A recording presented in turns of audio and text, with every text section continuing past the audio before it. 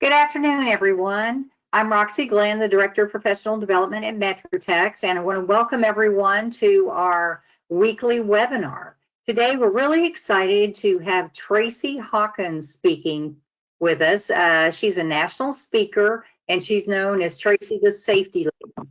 We've actually had her do live classes for us at MetroTex before, and she is an expert on everything to do to keep you safe, whether it be in an open house, cybersecurity, whatever it may be. She's all about safety. So I am going to turn it over to Tracey. And if you have any questions, please enter those questions in the question box.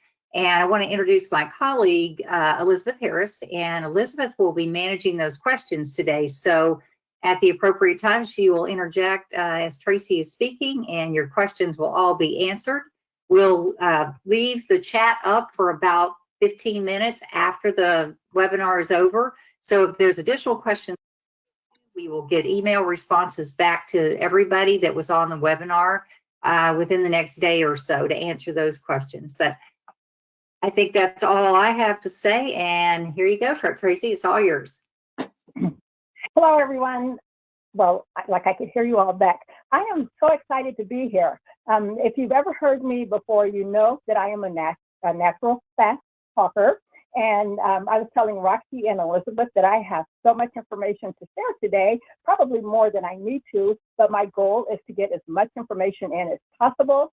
If I'm going too fast, if you will just make a note in the chat box, and Elizabeth will let me know that I need to slow down, I will not be offended. My goal is that you all can hear and understand what I have to say. First and foremost, who am I? Who am I, and why should you listen to me? I am a former real estate agent, and I've been in the safety business over 25 years. I get to travel the country and teach agents how to live and how to work safely. This is all that I do. I work for the National Association of Realtors as a contributing writer. So I know you've read my safety articles there. And I've also recently started with the National Association of Residential Property Managers. So there is a lot of information that I feel that I need to share, and this is the way that I choose to do it. So the question becomes, why am I here? Safety starts at the top. It just so happens that the National Association of Realtors believes that safety is important. So important that they mandated that all associations and boards must have some kind of annual safety training. And I'm it right now. So I look forward to having the opportunity to be the safety training for this year. So let's go ahead and get into business. But before I get started, I have to thank MetroTex, the Association of Realtors, for having me here. So often it takes a crime or a tragedy before anyone wants to talk about real estate safety. And this will be, like Roxy said, maybe the second time. I appreciate leadership there, that they are thinking in a proactive manner. They want to keep their agents safe before something happens. So I appreciate that. And also that they think it's important enough to get a subject matter expert, someone who lives and breathes real estate. So often people just end up just hiring anyone. I appreciate them actually looking for someone who is an expert in this field. I had to find a way to make safety interesting to agents. I had to find a way to get agents to show up for safety. I had an education director tell me one time, Tracey, if you're not teaching agents how to make more money, they will not show up for training. So I put on my thinking cap and I came up with a designation, and I'll talk about that a little bit later. But basically, I created 2 CE classes where agents can earn a designation that I created, as well as have the tools and information to work safely, as well as protect the consumer. And there's not a lot of information out there about that. We're going to get into it a little deeper today. I also had an association say, what about brokers and managers? Who's going to talk to them? I created a handbook where I teach brokers, and a workshop where I teach them how to implement the safety processes and procedures that we're going to talk about today, as well as other information that they need. And that's part of the workshop and the certification. Everyone has heard about the Beverly Carter story. That tragic story has resonated throughout the industry, and here we are. That was back in 2014, and here we are still talking about it today. There are lessons to be learned in different crimes, especially crimes against agents. We're going to talk about that today because I think that makes it more real for you, and it's a great way to share what those agents did right and to learn the lessons from what went wrong. As you all know, Beverly Carter's family sued the real estate company for negligence. They said, had there been quality safety training in place, this may not have happened. And as you know, they have a foundation where they spread the word of safety, and I admire that. Anyone and everyone who can teach real estate agents safety is a friend to me. What I needed to do is to help companies find a way to reduce that liability. That's what my broker manager workshop does. It helps reduce the liability. That's not the only story out there. In Atlanta, there was a real estate agent who had a listing and hired a photographer to come take pictures. However, the agent failed to communicate that the photographer was coming and failed to communicate to the photographer that the seller was home. The seller, let's see if I can make this a long story short. The seller heard the photographer accessing her house, thought she was being burglarized, grabbed her gun, went to the bedroom and started shooting through the walls. Hit him, and he survived, but he's also suing them. Another way that education and training is mandatory for agents to learn how to work in a safer manner. The most recent tragic case happened on New Year's Eve, and it was in Minnesota. A real estate agent by the name of Monique Bow in Minnesota showed up to meet a client, and that basically led to her murder. Again, there are so many things that agents need to know about in order to work in a safer manner. We're going to talk about those today. Those aren't the only stories in the news.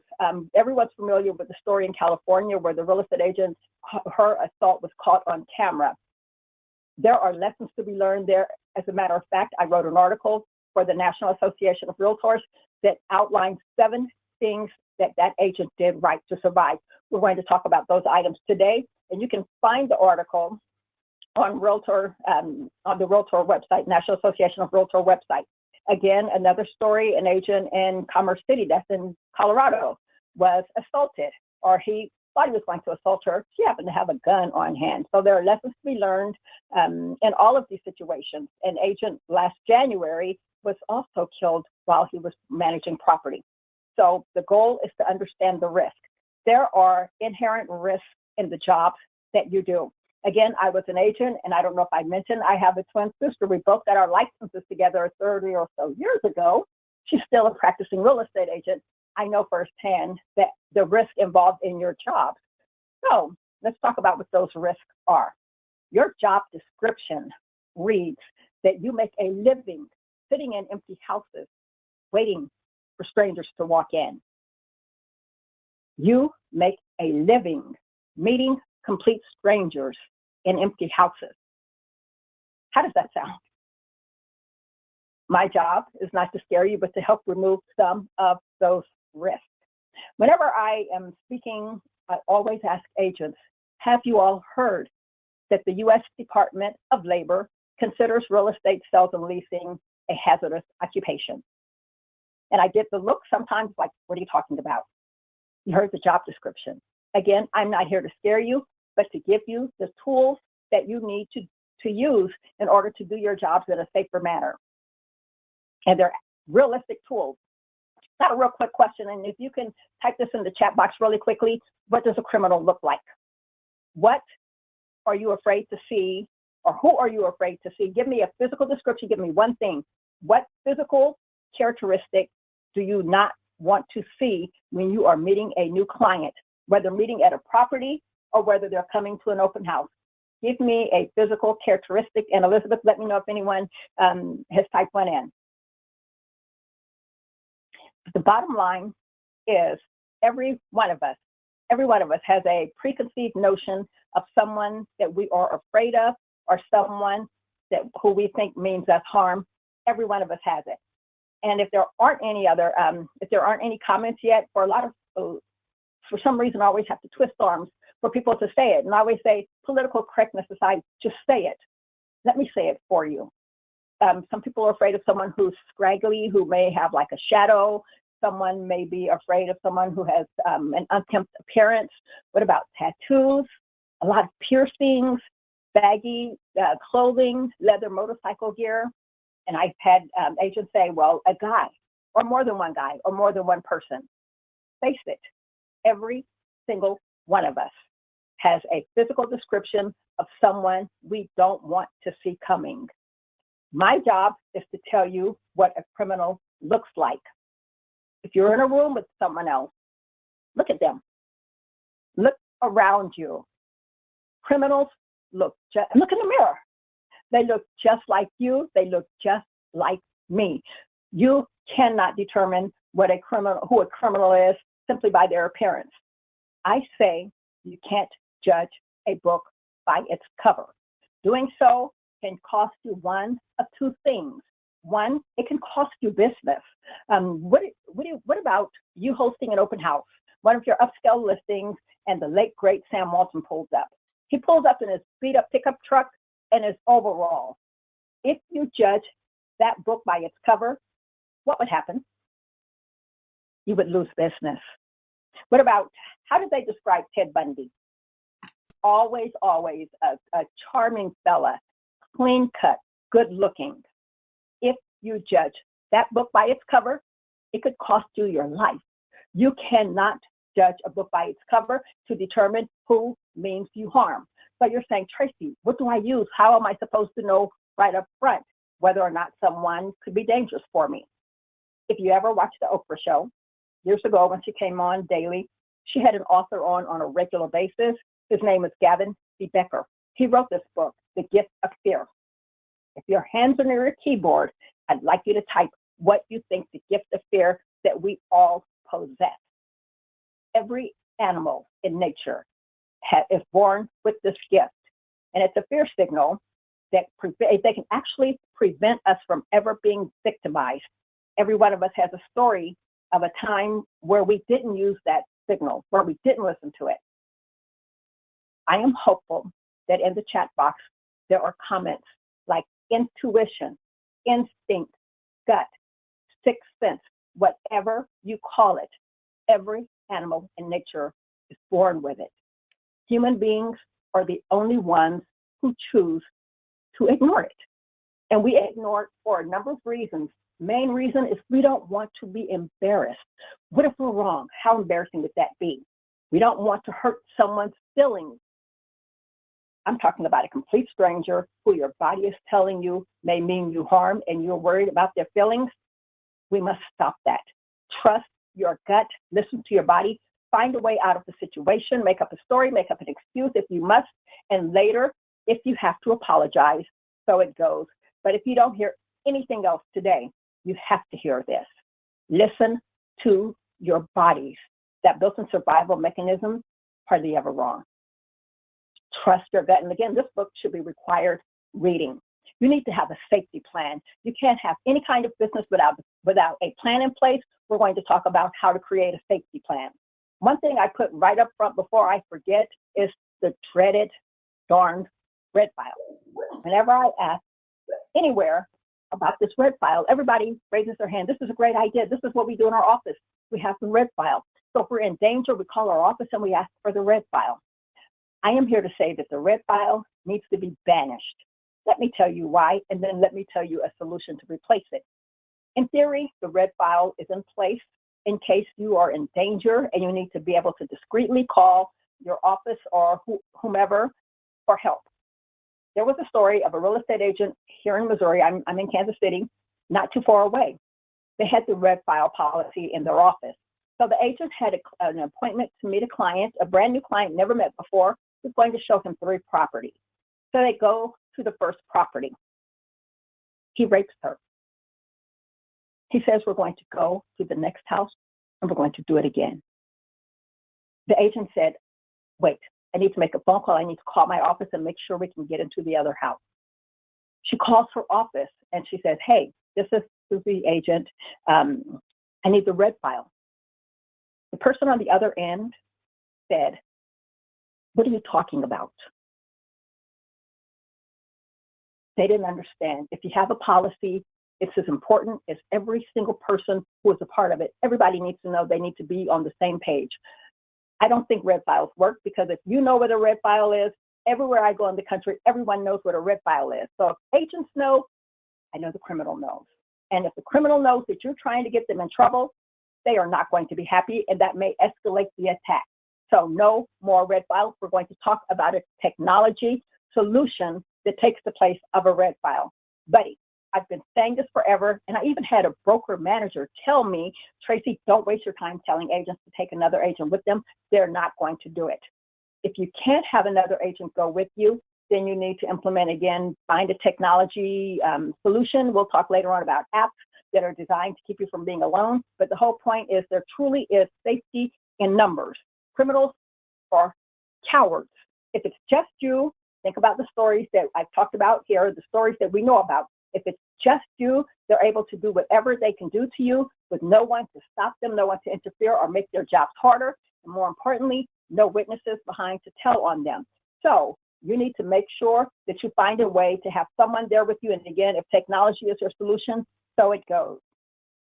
And I'm a big proponent of technology. There's not a lot of real good technology out there. So when I find some that I like, I really latch onto it. You all remember in the olden days when we used to say, Cito, come into the office. You must go into the office before you show a new client. And that accomplishes a couple of things. First and foremost, that allows you to get to know them, get their information, make sure they're qualified for the properties that you're going to spend God knows how long showing them. Secondly, it increases the witness potential. Criminals or cowards, they don't want to be seen. They don't want to be able to be identified later. So coming into the office was what we talked about. I now say so many agents work for virtual companies, they don't have offices. And even agents who work for actual companies rarely go into the office. If you can go into your office, that is the ideal situation because they're your receptionist, someone knows you. And I called myself eliminating that step. And my sister, the veteran agent over 30 years, said, you must still insist that they come into the office. She said, that's the gold standard.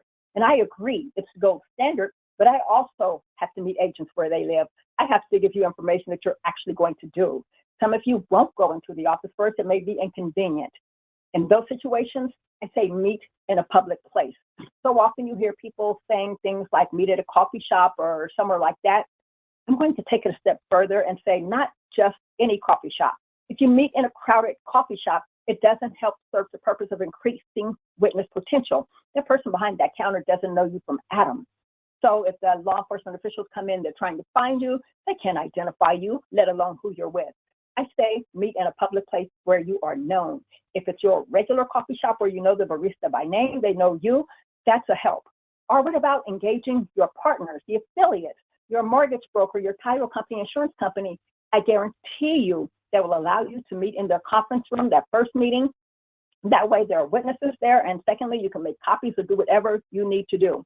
But the most important thing, if you cannot go into the office, is to meet in a public place where there are potential witnesses, because the coward/criminal doesn't want to be identified. The National Association of Realtors has forms that you can use for that. But if you want to talk technology, I'll tell you a way to do that in a technological manner.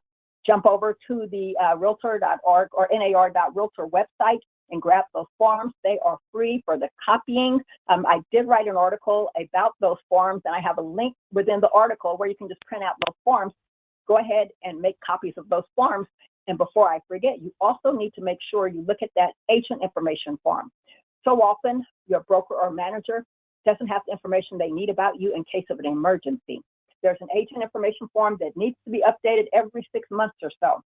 If you were to go to your office and let's say you fell out in the middle of the floor, my question, does your broker or manager know what may be wrong with you? Do they know your medical history, if there are allergies or diabetes or heart issues? If they don't, that information is on that confidential form where they know not only what may be wrong, and they also know your emergency contacts. Keep that information up to date. If for some reason you don't show up and they need to give law enforcement officials your vehicle, make, model, and license plate number, do they currently have that? Probably not. That information is on that form as well. So in that article, find the link to the agent information forms as well as the client itinerary form. Let's talk about the way you dress. I don't have to tell you to dress professionally. I'm telling you, agents are some of the best dressed people I see. But I tell you to dress safely. That simply means save your fancy, expensive jewelry for special occasions. That goes for the men too. That means those expensive watches, anything of value, those diamond rings, anything of value that can make you a target. Save it. when they interviewed Beverly Carter's murderer, they said, "Why did you pick her?" He said, "She was a rich agent and she worked alone." So you already have somewhat of a bullseye on you. My job is to help you remove the bullseye. Take away the temptation for criminals to target you. No fancy, expensive jewelry. Ladies, high heel shoes look good on you, but they're awfully hard to run in.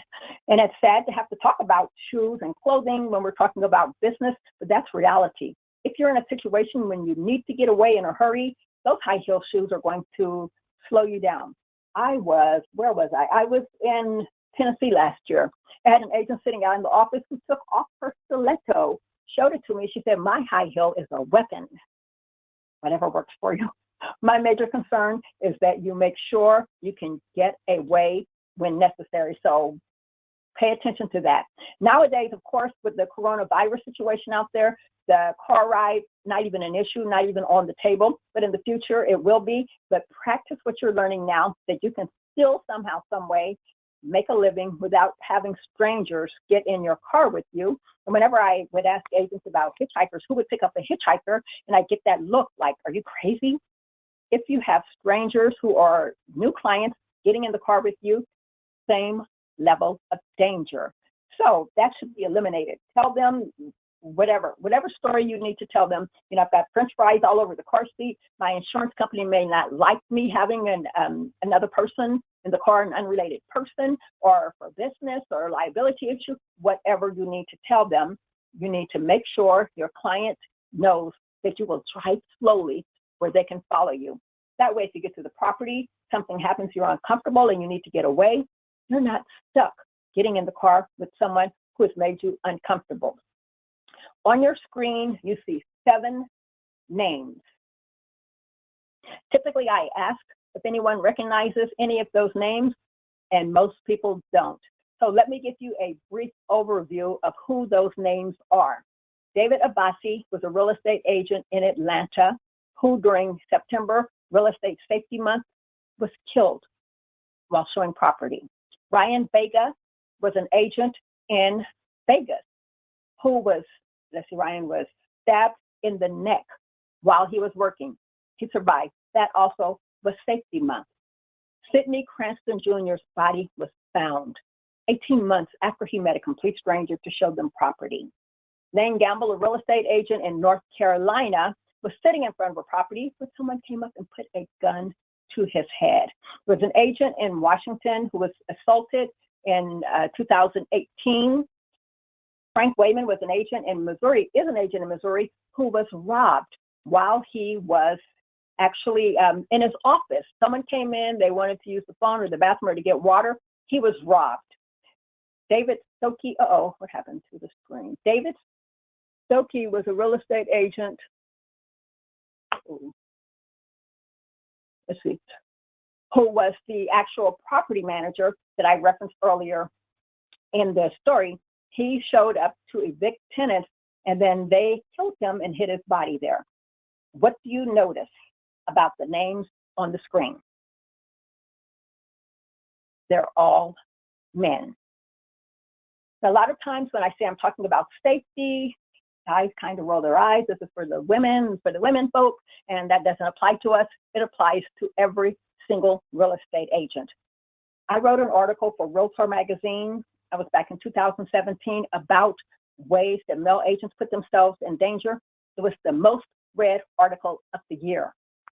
I encourage you to go to nar.realtor, find my name, find that article, read the article, share it with agents in your office, especially if there's a male agent who thinks this doesn't apply. It applies to everyone, and everyone needs to get that message.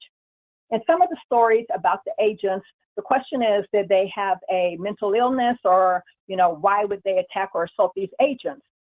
I did an article about how to work with clients who may have mental health issues, how to do so in a respectful manner, yet in a safe manner. And again, if you jump over to the nar.realtor website, you can find that article. And that's great information that no one was really talking about. You also need to know, before we go any further, I don't think I need to say it, but we're talking about cyber safety, we're talking about online safety. You need to know that there is no such thing as privacy. I don't care about privacy settings. I don't care what anyone says. There's no such thing. And proof positive is whenever we hear interviews or see stories where someone shows a now deleted screen, a now deleted post, a social media post. No such thing as privacy. So before you push send or publish, you need to know that. I talked about four ways that you can work safer in a virtual environment. 4 things that you need to know about. Item number 2, and we'll go to number 1 later, virtual showings. I applaud agents who are pivoting and you're taking your business online. You know that you can take your phone. Every single person has a phone that has a camera, and you can work virtually. My sister talked about, even before the crisis happened, she talked about having a client out of town, and she was able to show them the property with her phone. She did a FaceTime, and she just walked through the house with her phone, showed the client this $1 million plus property, and sold it and closed it without them stepping foot in it. I'm hearing so many stories about agents who are doing it right now. So you have your phones, go ahead, work in a virtual manner, but you need to be careful when you are filming these properties that you need to know what you're showing. I have a picture here of a home entertainment room. Everyone has these little media rooms nowadays. Those rooms can have thousands of dollars worth of electronic equipment. What about expensive art collections? What about gun collections, jewelry collections, handbags, designer handbags? If those items are visible in your virtual video, you are making it easy for a criminal who is sitting in the comfort of their homes, in front of their computers, to case properties that are on the market. You need to be careful what is showing in the background. I recently saw a picture, someone did a home video, and they did pictures, and I'm looking at pictures of expensive art, pretty art, not the house. Show the house, not the contents of the house, not the electronics, not anything. Show the house. Also, your location.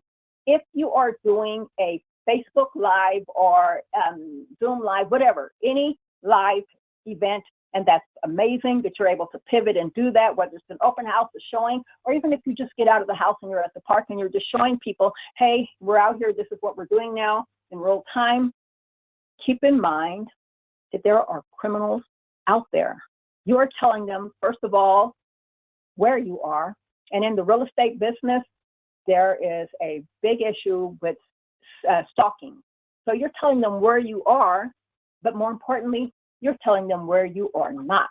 And you're thinking, what does that have to do with anything? They don't know where I live. Got a surprise for you. I'm going to talk about it towards the end, but you need to be extremely careful. And I had someone say, well, just don't go live. Just, record it, and then you can show it later. But there is something about going live. It's the world we're living in now. Being in the moment, going live, you can go live, but know what's out there and know that someone can find your information so that you can proceed accordingly.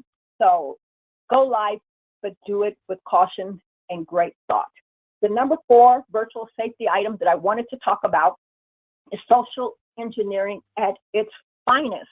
It's on display on Facebook. Facebook, and I am a Facebook girl. I love Facebook. I'm on it. I'm hesitant to tell you how many hours a day, but I'm all over Facebook. Some things I don't share, but a lot of my friends do. There are posts now saying, here's how to honor the class of 2020, show your high school graduation picture. And many of you all are doing it. You're doing it in an innocent, fun manner. That's the way it's intended. But I encourage you to think like a bad guy sometimes. Think about how this information that I am making public might be used against me. And again, sad to have to do, but that's our reality. So you're showing your first car. Show us a picture of your first car. I see you. I see your cars. That's fun. You're showing your senior picture. That's fun. And then even now, people are sharing when they lose friends to this COVID-19 crisis, and they're asking for prayers and just remembering their friends. Back in the olden days, before we had all of this technology, there used to be criminals who would scout the obituaries who would look for people who passed away. They would victimize their homes. I recently lost a relative, and after her death, her home was burglarized. And you have to wonder, did someone pay attention? Did someone know in these circumstances that there are vacant houses out there? Be careful with the information you share. If you ever lose a password on an account, they're going to prompt you to ask certain questions, certain security questions. One of them is, what was your first car? When did you graduate from high school, or where did you go to high school? You're providing that information, and you're making it easy for these cyber criminals to hack your account. And I'm going to tell you how that information is coming into play in another big news story of the day. Let's talk about cyber safety. First and foremost, who has ever heard of cyber insurance? Did you know there's such a thing?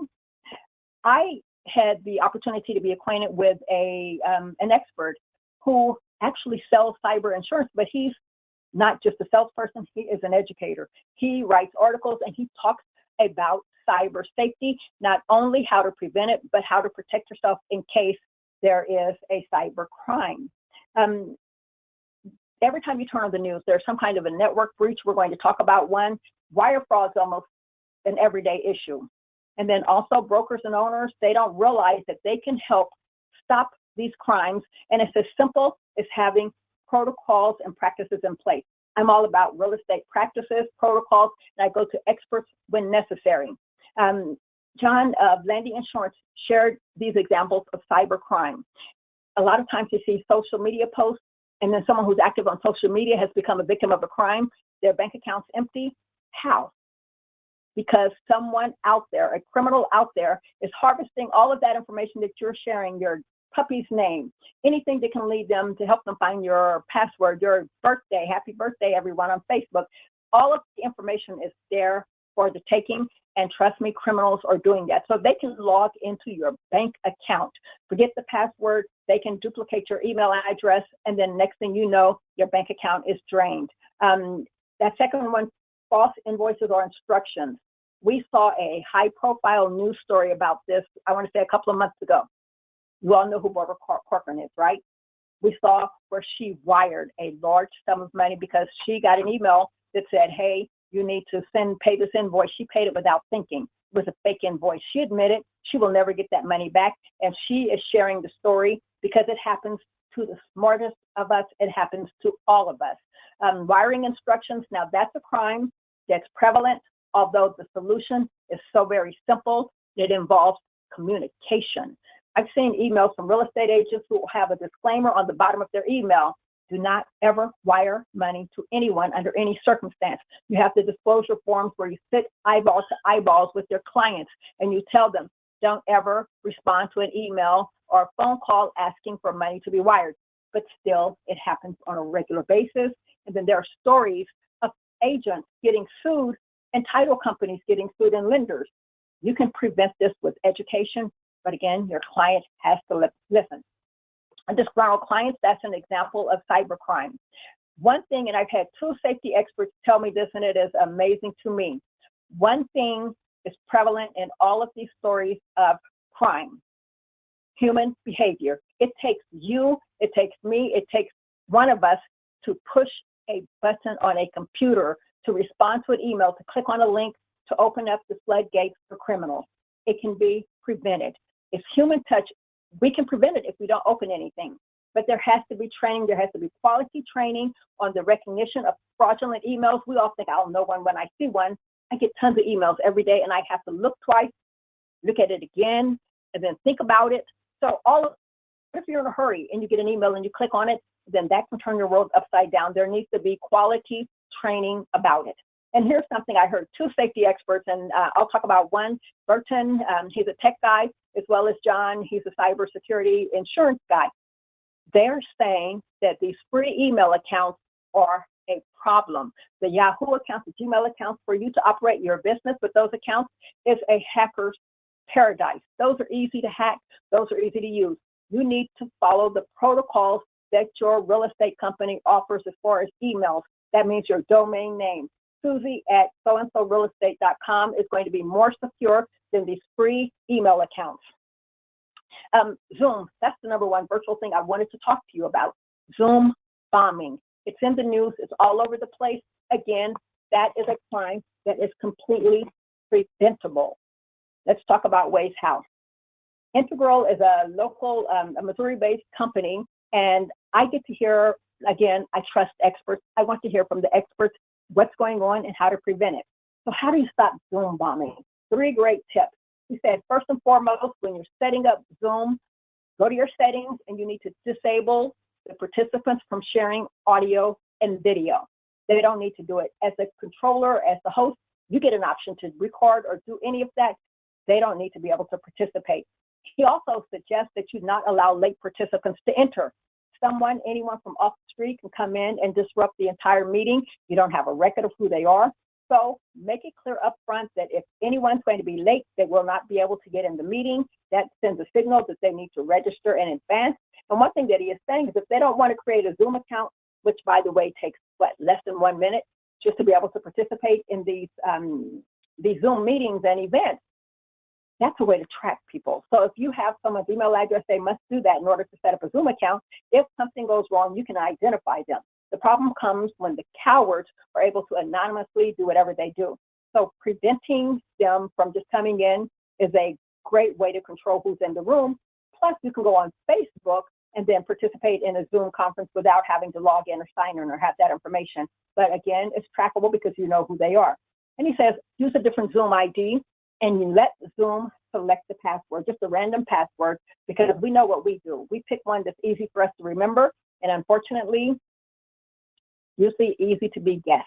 Another story that's in the news about Zoom is data breaches. It's not that people are breaching the data in Zoom, it's they're getting your information from the other places, and then that's how they're able to log into your Zoom account. They're able to guess what your password is, so they can go into your Zoom account and host the account. So again, it goes back to basics. Make sure you have a secure password set of a unique ID. Okay, let's talk about digital assistants and smart home devices.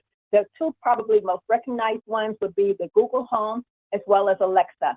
Those are devices almost everyone has. My mom has one. Everyone has them nowadays. You need to make sure you're using them in a safer manner, especially in the business that you're in. Burton tells me that there are so many things that you don't know your devices can do. We all know they can listen in. The question is, what can we do about it and still be able to take advantage of the convenience that they offer? You can accidentally activate your digital assistance recording feature. What if you're in a room, you're talking about business, your digital assistant can come on and there's a recording of it. Now, I have a smartphone like most of you do. My phone can do this too. So I have had my phone all of a sudden come on and it's listening. And it's like, did I say the keyword? Did I trigger this? You don't know sometimes what can activate it, although it's supposed to specifically be certain words. It's technology. You can also accidentally call someone if you say, let's say you're talking about someone and they're in your call notes. So you can say someone there in your directory, you say their name, it could be dialing their phone number unbeknownst to you. What if you're saying something not so good? Or what if you're talking about business negotiation? So you don't know what's being recorded. So whenever there is a smartphone or one of these digital home devices in the room, assume that there's no such thing as privacy, even in the privacy of your own home. No such thing as privacy. If you have an Amazon Show account, again, your camera can be accessed by hackers. And I get an opportunity to work with local media here in Kansas City. We did a story about baby monitors being hacked. If it's a Wi-Fi connection, it can be hacked. So someone could be looking in your house and listening in on your transactions. Burton says the easiest thing to do is to unplug that device when you're talking about something that you need privacy, whether it's a client or just in a personal situation. Unplug it. That way you don't have to worry about it. Now, you can also, that same thing with your cell phone, you can go into the settings. It takes a couple of seconds to do it. Disallow cameras or microphone devices on your cell phone. So that means you're not giving them permission. I've looked at my phone before and I've seen a little eyeball and it's like, are they recording me? I can't get angry because if I download an app, I'm giving them permission. A free app gives you permission, gives the creator permission to listen in on your phone calls, to access your camera and microphone. We do that because we want the free app. free is not free. Consider paying to upgrade so that you don't have to give away that information. Alexa is recording what you're saying. There was a big deal about this in the news recently, I think last year, that they were recording it. And then one thing that they're doing is they're listening to what you're saying so they can make your experience more personal. How else will they know the kind of music you like? How else will they know what kind of things you're interested in so that they can suggest it? There are people on the other end of some of those calls who are listening in to make their experience a little better. Merchant says you can delete those recordings, so you can just go and simply stop those recordings. You can stop the employees from listening in on your conversations. They do ask if you want to help improve their services. Say no.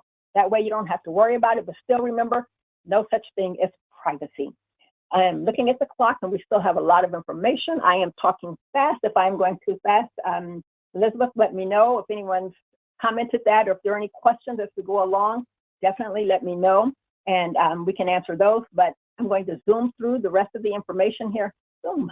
So let me know if I need to stop or slow down, and we can always take questions at the end. Tracey? I love Google. Google is amazing. Google is my go-to for everything. I actually pay Google for my email and my services. I use it that much. You need to utilize Google, and you also need to realize some of the privacy issues. First and foremost, every one of you needs to set up a Google alert. Google it. Google how to set up a Google alert, and it needs to have your name. It needs to have your information. It could be, I do Tracey Hawkins, safety expert, Tracey Hawkins, Kansas City, your name, your real estate company, your name, comma, a real estate agent, whatever the information is, you need to have several Google alerts set up. And what will happen is if there is ever a story in the news, anywhere online that involves you and your name and the terms you set up, you're going to get an email. That email is going to have a link for whatever article, story, video, whatever it is. That way you know what's out there about you. You need to know what's being said about you and where it is so that you can plan accordingly. I hope you know that Google has an incognito mode. So if you're out of town and you have to use like a hotel computer or someone else's computer, you can search in the incognito mode. That means that Chrome isn't maintaining a record of where you search. Someone can go behind you, look at the computer, and see the searches that you've done. More importantly, it keeps Google from making suggestions, things that you don't want them to suggest. You get the emails, you say, I was just talking about that. Now I have an email and it's on Facebook because they're keeping a record of it. If you go into incognito mode, that prevents it.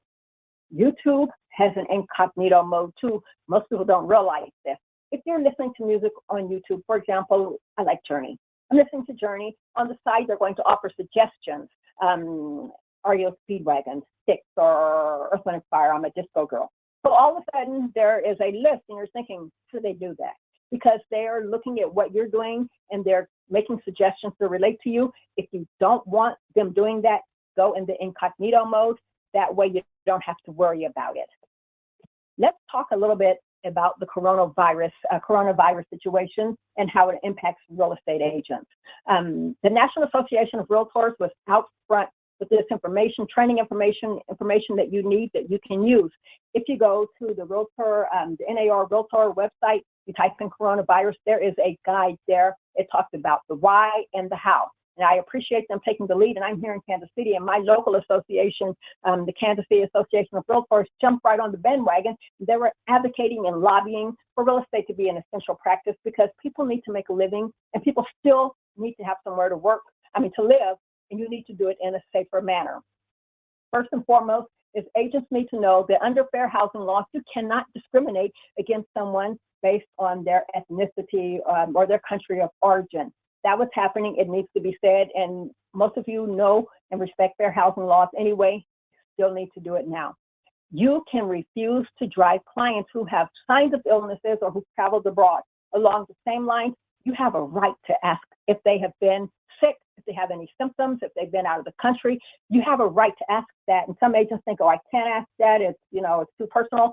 This is your life. You have a right to ask that and within your legal rights. But all policies must be consistent and across the board. If you ask one client or potential client, you need to ask every single one. You can't pick and choose which ones. You need to be consistent, and you need to be across the board to avoid discrimination.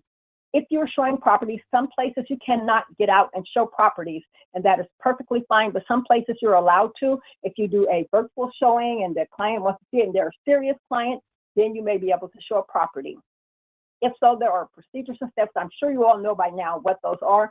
Just to lightly touch base, no open houses. Most places you can't do an open house. Just don't do it. Again, virtual open house is perfectly fine, serves the same purpose. Handshaking, I think that's out the window. We don't even talk about that anymore. I'm going through hand sanitizer like nobody's business. Screening and asking about travel, of course, again, you have a right to ask.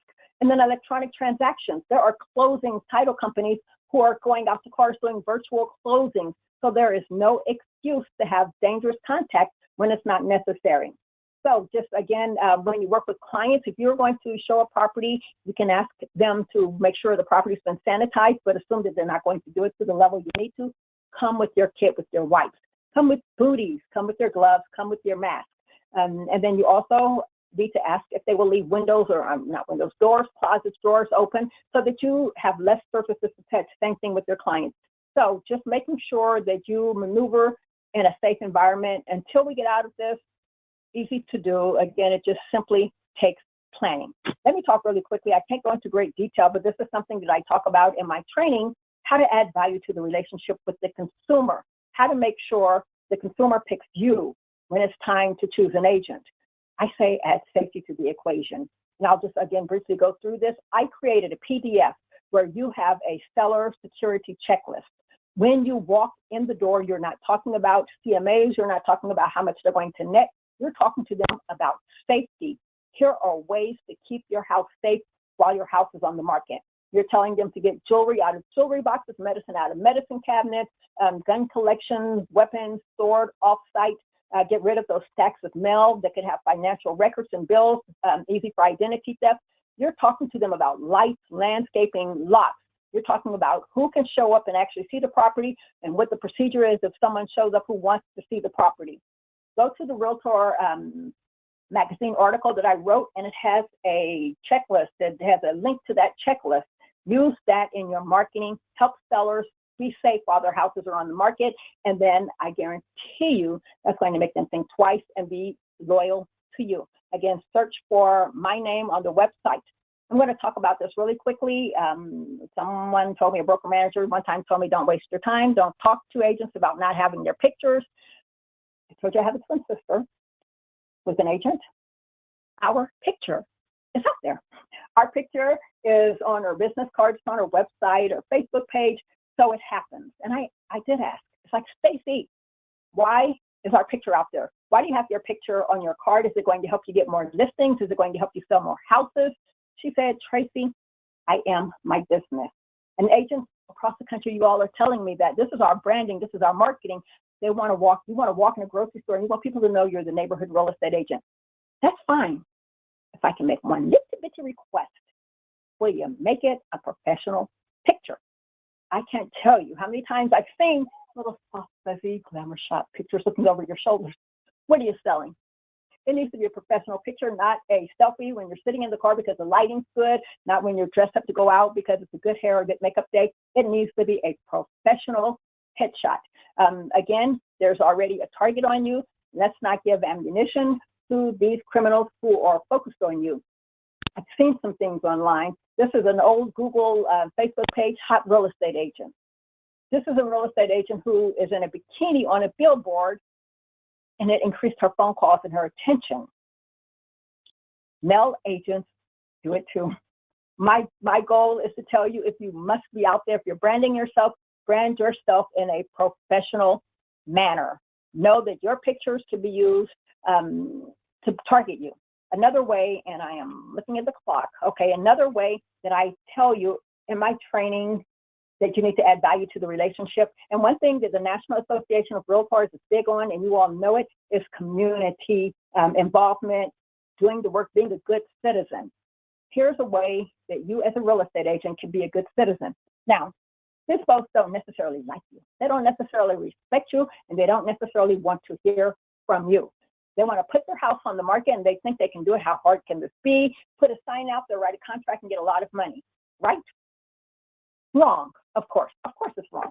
So what you're going to do is you're going to utilize this tool that I created, 13 tips to help keep them safe, keep the family safe while their house is on the market. There are safety tips that they've never thought about, dangers they've never thought about.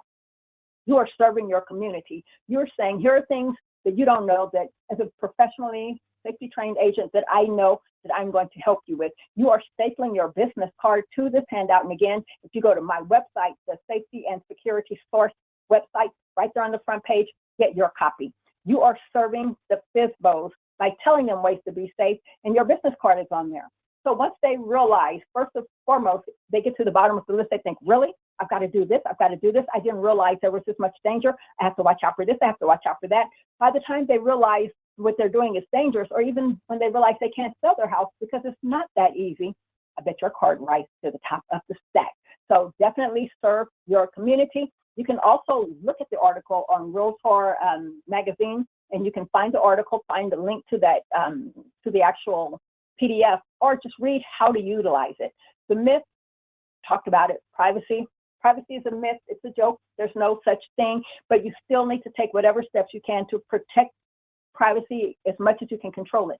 Facebook, you get an option of whether or not people can tag you. You also, most important thing about Facebook is you need to make sure your personal page has personal information.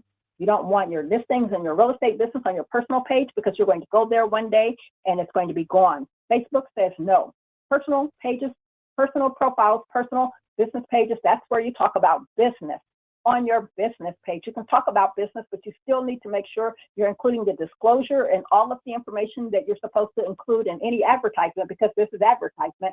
You need to be careful what you're saying. If you're telling agent, you're using it to promote your open houses, perfectly fine. But if you're telling people there's a post, come and say hi, come see me today, or I baked some cookies, come grab one at my open house this afternoon, again, you're telling people where you are, and secondly, where you're not.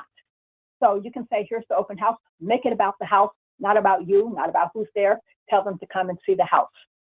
And along those lines, people think that they don't have anyone to do an open house with.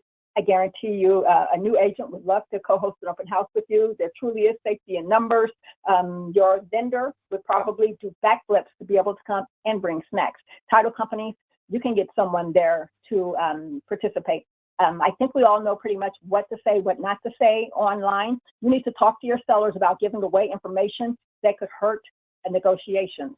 If they're talking about, oh, we just got that basement flood over and it's done, thank goodness, and their house is on the market, they're removing negotiations. If they're saying someone in the house is sick and we need to sell and move somewhere where they can be healthier, you're hurting your negotiation. So talk to your sellers about being safe.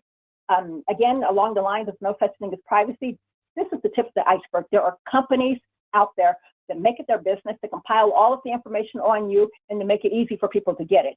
Sometimes free, sometimes they have to pay a little bit. I helped my aunt track down an estranged husband for $1.95. You can subscribe to these services and you can find out anything you need to know. Spokio is, again, these are just the tips of the iceberg. You can sign up on a monthly basis. I type my address in, and not only does it show my neighborhood makeup, it shows my house. It has a map to my house, how many bedrooms, how many bathrooms, how many square feet, all of that information. And then also I typed in my name. There is a map, my childhood home, my first house, my apartment, the house I live in now. Again, a map to make it easy, just in case someone's looking for me. Then more information, there is my name and my age. Why did they do that? My age, and I'm always the oldest, Tracey Hawkins, okay? And not only that, but it tells how many others of me there are in the city, and it talks about who lives in my house, who has lived in my house, talks about my neighbors. This is all available for free, and you can find out the neighborhood makeup of anyone, so someone out there can have that information about you. So when you're doing your virtual tours or virtual videos or open houses and you're telling everyone where you are, trust me, they can find where you live. Again, along the lines of Googling yourself, do it on a regular basis, or the Google Alerts does it for you. So that's one less thing that you have to worry about. Craigslist fraud, Facebook fraud, somehow, some way, it's still a big deal. And that's because it is easy to do. All it takes is someone to take your address, and they call it jacking your listing, and to put their names on it. And then your sellers have a nightmare all the way down the line. There's something that I just talked about that you can do. You can't stop it, but you can help your sellers eliminate it, or upfront eliminate some of the repercussions. Set up a Google alert for all of your listings. And if anything ever pops up, whether it's a Craigslist listing or a Facebook listing, it pops up anywhere online, you're going to get an email, and you can share that information with your seller, adding value to the relationship. Okay, let's talk about ways to use technology, and we're going to need to wind up here. Wire fraud, already talked about it. Simple and easy. It's a communication deal. All you have to do is reinforce that with your client. And I did an interview with the Boston Globe, and you can find that interview where we talk about wire frauds and real estate frauds and how to prevent them. Information, again, that you can share with your clients that will help add value to the relationship. I like to talk about apps because people always ask me, that's the number one question after we talk safety, what app do you recommend? I shy away from recommending apps because so many of them are in business today and gone tomorrow. I shy away from apps that allow you to contact a group of people, send them a message or a text message if you're in trouble, because if their phones are in their purses, on their desk, in their pockets, in their car, help is not on the way. So what I say is any safety device has to have a couple of components. First, it has to be GPS based, where your location is known. Secondly, it needs a live component. Someone needs to be able to communicate with you, hear what's going on. This company, I actually found this company. Usually companies are coming to me. I found this company. And what I like about this company is if you're in trouble, you push the button. And then someone in your office is sitting there looking at their phone. They see your name, and now they see a video of you, where you are, what you're doing, what your circumstances are. They have your health information, if you have allergies or any health information, and if that's an issue, and they have your location. They can send help or they can communicate. Some of the apps want to send a law enforcement official immediately. So if you push it, you know the police are going to show up if you don't disable it. That makes agents hesitant to push it. This one, there's a person saying, hey, I'm looking at what's happening. This needs a law enforcement official, or it doesn't. It needs an ambulance, or you just need a phone call. I appreciate this app. So do your homework. Make sure you have an app that has your emergency or medical information, as well as the GPS location and a way to find you. There should be a record of everywhere you've been that someone can access and share that with law enforcement officials. If you decide to use any smartphone app, and I'm not talking, I'm about to wrap it up. Oh yeah, we're almost out of time. If you use any app, safety or not, you need to know that they're asking permission in order to give you that app for free. They want to import your contacts. They want to access your phone, your microphone. So if it's free, you need to be careful. Go to the Play Store or the Apple Store, and you still can run into issues, but less likely when you go there. When you get those updates on your phone, and mine does it all the time, I don't want to take the time to update it, but that's security software and it's updating known issues. So take the time and actually do the updates. Phone numbers, use a Google phone number because your cell number can be traced. Someone can look it up like I did mine. Type it into one of these search engines, they can find you. Use a Google number that's untraceable or some other anonymous number. Let's talk really quickly as we wrap it up about smart homes. I only have one thing to say. Cameras. Cameras are everywhere. Assume there's a camera. Whether there's one or not, assume. Many negotiations have been destroyed because of that camera in the house. From the Ring doorbell, you're on the front porch with prospective buyers, and they're talking about how seedy the house, the yard looks, and how horrible it looks. Oh, you're hurting their feelings. They may not want to negotiate with you, especially if there's multiple offers. They don't want to deal with you. How about the agent who told me about sitting in the living room after they looked at the house, the client saying, we want this house no matter what. We're going to have this house. We'll pay full price, but let's start low, negotiating. The sellers were listening in. Guess how much that house sold for? Asking price. So I'm saying assume there's a camera inside and outside, and that will keep you out of trouble. When you're hosting an open house, when we're back to normal, you can't, you may not have a camera, have signage saying that there's a camera, have it at the front door, have it throughout the house. Just let people know that they could be on camera. That's going to make them think twice, because criminals are cowards. It'll make them think twice before they do anything. Buyer safety, share resources with your buyers. Let them know there are online resources to find out crimes in neighborhoods, because if they ask you if this is in a safe neighborhood, is this house safe, you can't legally answer that question. Be a resource for them. Tell them here's where you can look, and there are different websites for that, but start at the crime prevention office, the crime prevention department at the local police station. Another thing with this COVID viruses, Integral talks about ways to protect your phone. So many of us are grabbing those hand sanitizing wipes and wiping our phone. We're spraying our Lysol. He is saying absolutely not. You could damage your phone. There are corrosive values. Use a microfiber cloth. Use specific cleaner for electronics.